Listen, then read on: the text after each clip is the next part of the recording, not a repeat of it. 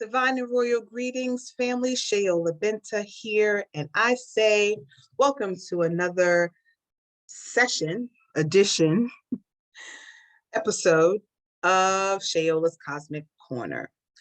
So today I wanted to discuss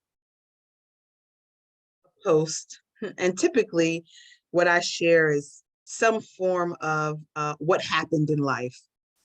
So I posted some time ago a comment about one of my teachers posted that, he was making $100,000 a year and still had a poverty mindset. So I'm going to say that this is a brief talk on mindset. So someone responded to that with, well, probably because $100,000 is not enough money anyway. And that made me think, well, I think that majority of people can live off of $80,000. Let's say it's a family of 4. Now, is it going to be possibly a challenge in the beginning? I'm sure. But let's say you do make that 80,000 a year, and then you have 20,000 to which you put to work for you. So now you have passive residual income. So regardless if you're making that 80,000, that 20,000 is going to be what assists you in, again, that residual income, because no matter how many jobs we have, linear income will never outpace inflation, meaning no matter how many jobs you have, the system is not designed for jobs, so to speak, to outpace inflation. What can outpace inflation? Assets. And the more assets we have, the better off we will be. So in that same thread, someone else commented like, oh, I make 125,000 and it still is not enough. So again, it really comes back to mindset and lifestyle. Now, if you're living a lifestyle, obviously, where, you have to pay out, maybe you're paying, $3,000 a month in rent. Well, it is quite possible if you're making $125,000 that you could relocate. Now, not counting anybody's pockets, because, I'm just not going to do that. I am saying, though, that a 6-figure salary can hold you if we are managing well. So we know that the way you spend $1 is really the way that you'll spend $1 million. It's what is your mindset? What is your frequency set to? Do you believe in 10% that everything you earn should be yours to keep forever, endeavor? What does that actually look like? I had a older woman tell me once that she does pay herself first. So she thought. She says, well, I get my nails done, I get my hair done. I'm paying myself. No, you're actually paying someone else for a appearance, right? Because that money, you might feel good, feel better once you have gotten your nails done, got your hair done, or whatever the pampering was. And I'm totally in agreement with pampering yourself. But did you pay yourself? Did you put something aside for another opportunity? Not necessarily for a rainy day, but for an opportunity. So, as I journey along, I'm studying myself and just the mindsets, the habits that I inherited from my family, right? And we definitely were on that program, go to school, get a good job so that you can make money. And now we know that degree or not, the debt is real. And in some cases, we spend a lifetime paying that money back. Now, of course, I'm not saying that you shouldn't, you know, get your education and your children shouldn't get their education and so forth and so on. But what are you receiving an education in? How is it actually going to assist you?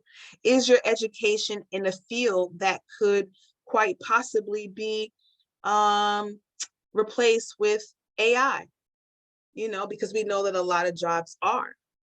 But again, if we had that passive residual income in assets that were, secured, then we would have more freedom, to do and we'll have options. The worst thing is not having options. You just have to do a thing. So a short while ago, we did a live, and that live was talking about the cash flow. Some people may have money, but they may not have cash flow, which is real, right? You may have a 401k, or you might have, all these other instruments where you feel or believe that well, I would say, let's just say you do have money. You have money saved someplace, but you really don't want to touch it because, you know, you want to find other ways to increase your cash flow. Let's say you might have cash flow. I got the cash coming in, but Lord knows I can't save any of it. We have to really, really start flipping some of the things and some of the lessons that we may have gotten from our elders. So the reason why I bring up the cash flow quadrant is because Robert Kiyosaki tells us that there are 4 types of people, right? There are employees. There is so the left side of the quadrant, just to visualize, top left would be employee. Bottom left would be self-employed, small business, smart. The right side would be big business, 500 employees or more. And the bottom right is investor. Now, we definitely, what he says is, you can get rich from any one of these. But why not be on the side where the tax laws are in your favor, and one on the side where you get paid no matter if you show up for work or not? And that's what most people look for. That's why a lot of people play the lottery. If I just, right? But what we know about people that get it quickly, right, without the education, they lose it quickly. Because what do you do with all of that money? Who are you with all of that money? So learning cash flow, learning money, learning assets, learning commodities, all of these things are relative, right? And it gets us out of the rat race. Who really wants to work until they die or until they can't anymore? And that's one of the things that I think it was Warren Buffett who said, if you don't find a ways to make money while you sleep, you'll work until you die. And my husband says, or until you can't anymore, right? And that's the space in which we are striving to come out of. Now, most people would say that retirement is the age of 65. Now, we may say that if we were sold the 40-40-40 plan, which is you work 40 hours a week. How does it go? You work 40 hours a week.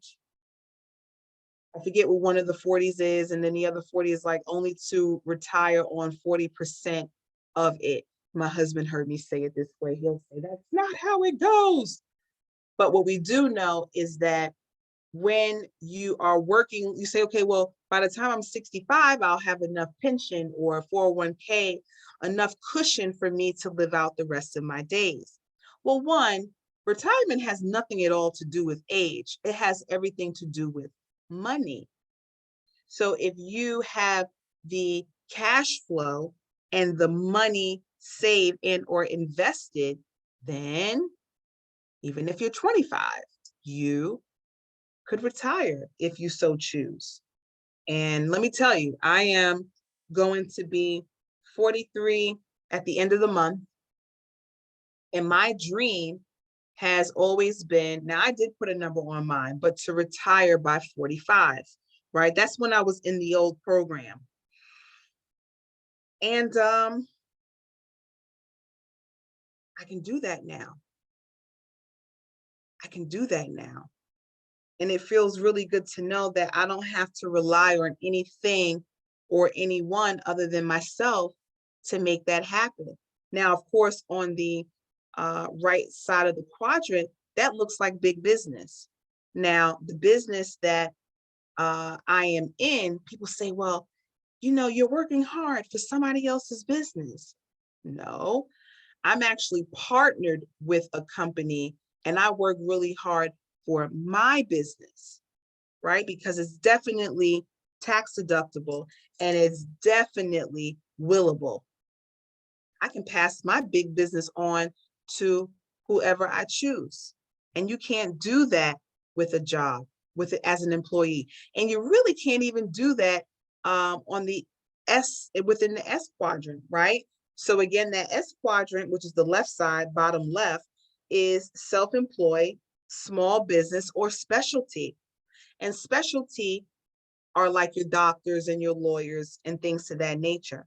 Now, you wouldn't necessarily be able to pass or will that business to an heir because they too would have to learn, they would have to learn how to be a lawyer, right?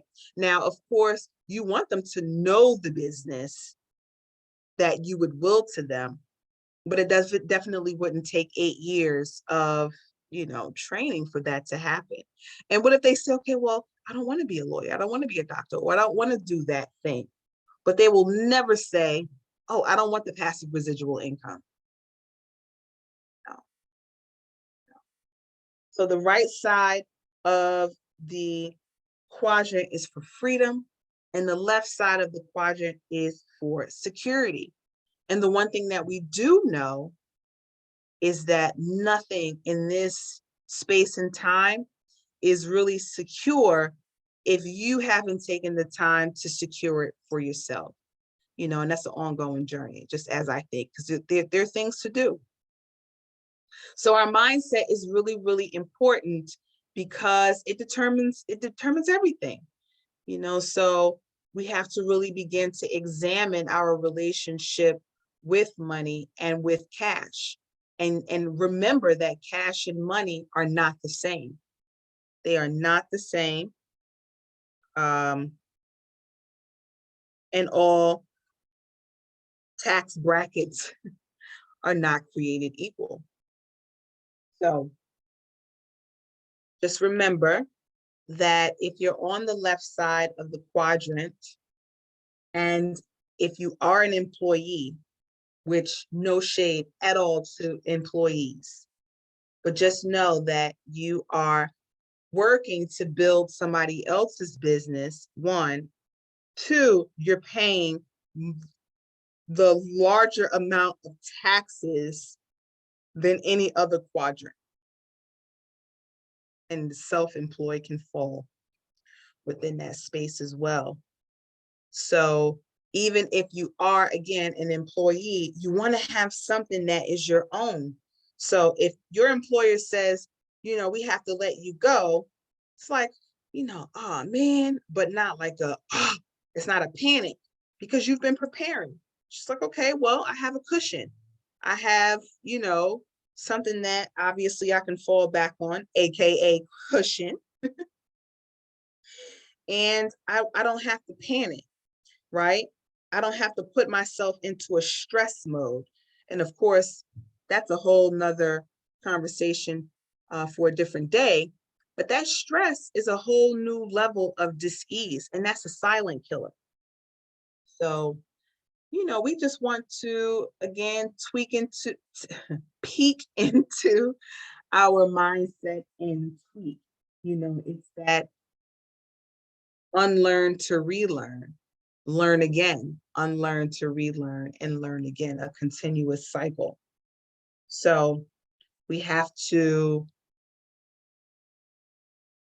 take pride. No, I don't want to say take pride. I take that back. We want to pay attention to our education, right?